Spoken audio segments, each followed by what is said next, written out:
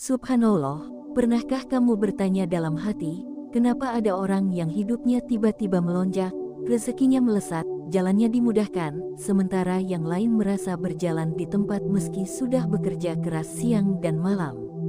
Jika pertanyaan itu pernah terlintas, maka percayalah, kamu sedang berada di video yang tepat. Assalamualaikum warahmatullahi wabarakatuh. Terima kasih sudah hadir. Terima kasih sudah meluangkan waktu. Terima kasih karena di antara begitu banyak konten, kamu memilih singgah di Ilmu Langit. Kehadiranmu bukan angka, bukan sekadar penonton, tapi bagian dari perjalanan makna yang sedang kita bahas bersama. Ada satu hal penting yang perlu disadari sejak awal. Kamu tidak sedang menonton ini secara kebetulan. Di dunia yang penuh distraksi, tidak ada pertemuan yang benar-benar acak. Setiap ketertarikan, setiap rasa penasaran, seringkali merupakan bisikan halus dari hati yang sedang mencari jawaban. Judul ini mungkin terdengar berani. Ampuh banget, gabungan tahajud dan hajat, 100 juta pertamamu di tahun 2025. Bagi sebagian orang, ini terdengar seperti mimpi. Bagi sebagian lainnya, terdengar terlalu tinggi. Namun bagi mereka yang memahami cara kerja langit, ini bukan tentang angka, melainkan tentang kesiapan. Ilmu langit percaya, rezeki besar tidak selalu tentang kerja lebih keras, tetapi tentang posisi hati yang lebih tepat. Banyak orang bekerja mati-matian, namun rezekinya terasa sempit. Banyak pula yang doanya panjang, tapi jawabannya terasa jauh. Bukan karena Allah tidak mendengar, melainkan karena ada urutan yang sering terlewat. Tahajud bukan sekadar bangun malam. Tahajud adalah undangan. Undangan langsung dari Allah kepada hambanya yang dipilih untuk hadir di waktu paling jujur. Waktu ketika dunia diam, ketika topeng dilepas, ketika doa tidak lagi dibuat-buat. Hajat bukan sekadar permintaan. Hajat adalah keberanian untuk jujur pada diri sendiri tentang apa yang benar-benar diinginkan. Tentang beban yang ingin dilepaskan, tentang hidup yang ingin diubah. Ketika tahajud dan hajat berdiri sendiri, hasilnya sering setengah. Ada yang rajin tahajud tapi tidak pernah berani berharap besar. Ada pula yang berani berharap besar tapi tidak mau merendahkan diri di hadapan Allah. Disinilah banyak orang terjebak. Gabungan keduanya menciptakan sesuatu yang berbeda. Tahajud melunakkan hati. Hajat mengarahkan langkah. Satu menundukkan ego, yang lain menegaskan tujuan. Saat keduanya bertemu, langit bekerja dengan cara yang seringkali tidak terduga. Banyak orang yang akhirnya menyentuh titik rezeki besar justru memulainya dari malam yang sunyi. Dari sajadah yang basah, dari doa yang tidak didengar siapapun kecuali Allah. Mereka tidak selalu meminta kaya, mereka meminta dimudahkan. Ditunjukkan jalan, dikuatkan saat lelah. Menariknya, jawaban Allah sering datang tidak dalam bentuk uang terlebih dahulu. Yang berubah justru cara berpikir, keberanian mengambil peluang, ketajaman melihat kesempatan, hingga tanpa sadar, pintu demi pintu terbuka. Jika saat ini kamu sedang berada di fase berjuang, merasa sudah berusaha tapi hasilnya belum terlihat, bisa jadi bukan karena usahamu kurang. Bisa jadi karena posisimu belum selaras. Dan video ini hadir sebagai pengingat halus bahwa ada cara langit yang sering dilupakan. Banyak penonton ilmu langit yang merasakan getaran berbeda saat sampai di titik ini. Sebagian memilih menyalurkannya dengan simbol sederhana. Angka 77 sering dijadikan penanda niat baik, penyalur energi positif, dan pengikat harapan. Bukan karena angkanya yang istimewa, tapi karena niat yang disatukan memiliki kekuatan tersendiri. Jika hatimu terasa hangat saat mendengar ini, jika dadamu terasa lebih lapang, itu bukan sugesti kosong. Itu seringkali tanda bahwa batinmu sedang diajak berbicara. Dan ketika batin mulai terbuka, perubahan biasanya tidak jauh. Bagian pertama ini bukan tentang menjanjikan angka, bukan pula tentang memprovokasi mimpi. Ini tentang membuka kesadaran bahwa rezeki besar tidak turun ke hati yang sempit, bahwa keberlimpahan sering datang kepada mereka yang siap memikul amanahnya.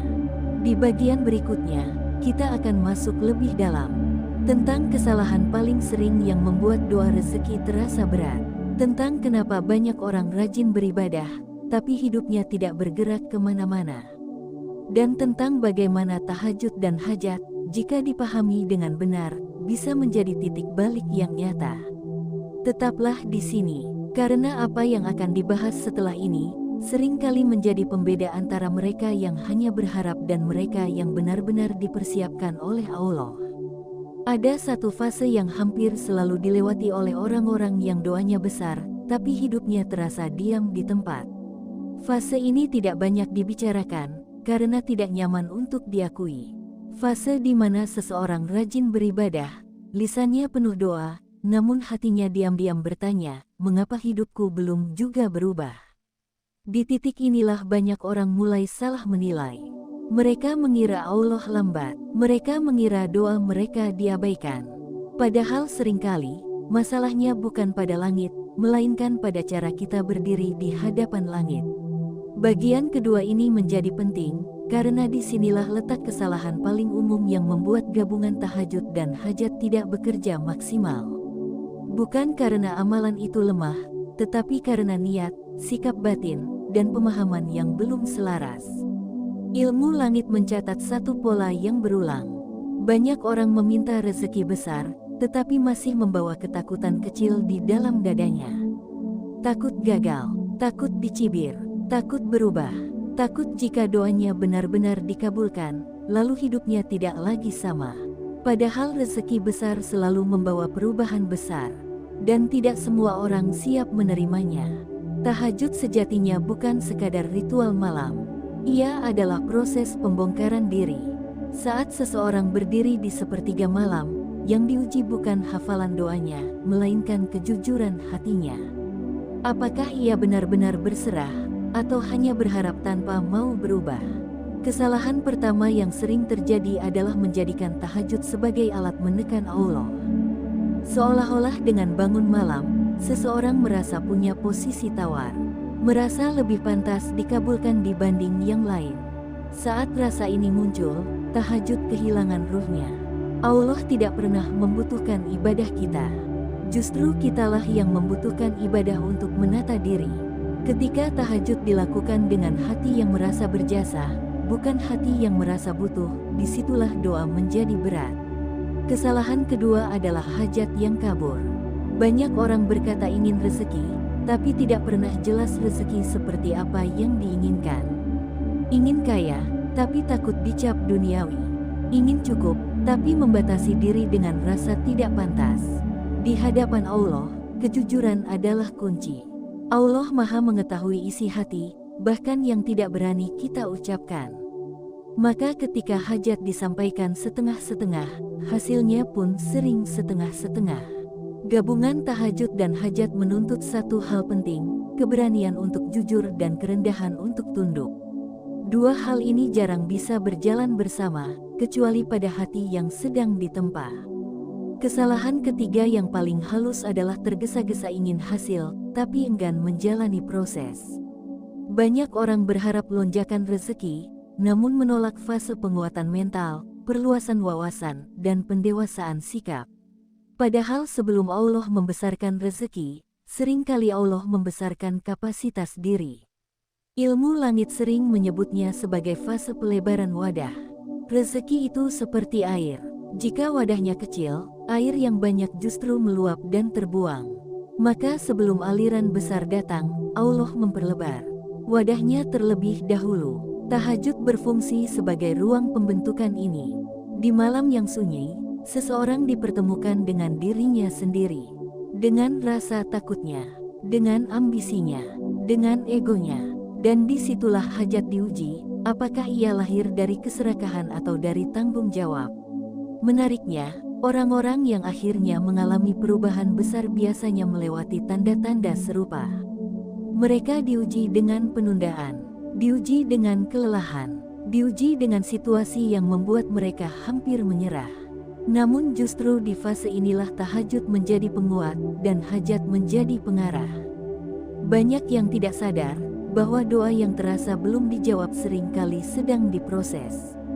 bukan ditolak, diproses, dipersiapkan, disesuaikan dengan waktu dan kesiapan. Jika saat ini kamu merasa hidupmu seperti sedang ditahan, bukan dimajukan, bukan dimundurkan, tapi ditahan, bisa jadi kamu sedang berada di titik ini. Titik di mana Allah sedang menata ulang niatmu, membersihkan caramu meminta, dan meluruskan tujuanmu. Di momen seperti ini, sebagian orang merasakan dorongan batin untuk menguatkan niat baik. Ada yang memilih memperbanyak syukur, ada yang memilih memperbaiki adab, ada pula yang menyalurkan energi positif dengan simbol sederhana sebagai bentuk kesepakatan batin. Angka 77 sering menjadi pilihan, bukan karena angka itu sakti, melainkan karena niat yang disadari memiliki kekuatan tersendiri. Bagian kedua ini bukan untuk membuatmu merasa salah, justru untuk membuatmu merasa disadarkan bahwa doa bukan hanya soal meminta, tapi juga soal menjadi pribadi yang siap menerima apa yang diminta. Ketika tahajud dilakukan dengan rasa butuh, bukan merasa berjasa, dan hajat disampaikan dengan jujur tanpa membatasi Allah, disitulah perubahan mulai bergerak. Kadang pelan, kadang tidak terasa, tapi nyata. Dan di bagian selanjutnya, kita akan membahas hal yang paling ditunggu. Tanda-tanda ketika gabungan tahajud dan hajat mulai disetujui oleh langit. Bukan dalam bentuk mimpi kosong, tapi perubahan nyata yang bisa dirasakan dalam kehidupan sehari-hari. Jika sampai titik ini kamu masih menyimak, masih merasa terhubung, itu sendiri sudah menjadi isyarat bahwa perjalanan ini belum selesai. Karena bagian ketiga akan membawa kita pada pemahaman yang lebih dalam tentang bagaimana Allah mengubah hidup seseorang secara bertahap, rapi, dan penuh makna. Ada satu momen yang sering tidak disadari oleh banyak orang. Momen ketika langit sebenarnya sudah memberi jawaban, tetapi hati kita belum cukup peka untuk membacanya. Bagian ketiga ini bukan tentang janji kosong, bukan tentang mimpi berlebihan, melainkan tentang tanda-tanda halus yang biasanya muncul ketika gabungan tahajud dan hajat mulai disetujui oleh Allah. Perubahan pertama hampir selalu terjadi di dalam, bukan di luar. Banyak orang mengira tanda terkabulnya doa adalah uang datang tiba-tiba. Padahal sebelum itu, yang diubah Allah biasanya adalah cara pandang. Hati menjadi lebih tenang, pikiran lebih jernih, dan langkah terasa lebih mantap. Bukan karena masalah hilang, tetapi karena jiwa tidak lagi mudah goyah. Ketika seseorang mulai merasakan ketenangan yang tidak bergantung pada keadaan, itu sering menjadi isyarat awal Allah sedang meneguhkan batin, agar saat rezeki besar datang, hati tidak tumbang oleh rasa takut atau sombong. Tanda berikutnya adalah pergeseran lingkungan. Tanpa disadari, kamu mulai bertemu orang-orang yang membawa sudut pandang baru. Bukan selalu orang kaya, tetapi orang yang membuka cara berpikir. Percakapan sederhana tiba-tiba terasa bermakna. Nasihat yang dulu diabaikan kini terasa relevan. Ini bukan kebetulan, ini bagian dari jalur yang sedang dirapikan. Ilmu langit sering melihat, ketika doa besar mulai mendekati jawaban, Allah mengubah lingkaran pengaruh seseorang. Karena rezeki besar tidak hanya butuh usaha, tetapi juga ekosistem yang mendukung. Tanda selanjutnya adalah munculnya peluang kecil yang terasa berbeda. Bukan peluang yang langsung menggiurkan, tetapi peluang yang mengunci keberanian. Ada rasa ragu, ada rasa takut, namun bersamaan dengan itu muncul dorongan halus untuk melangkah. Di titik ini, banyak orang mundur karena menunggu yang pasti. Padahal seringkali, yang pasti justru dibangun dari langkah kecil yang berani.